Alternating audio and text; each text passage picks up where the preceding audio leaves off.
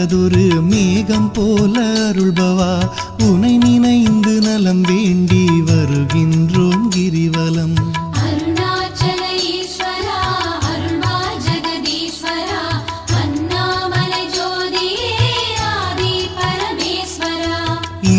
ஒழித்து ஞானம் தரும் ஞான தீபமானவா உனை நினைந்து நலம் வேண்டி வருகின்றோம் கிரிவலம்.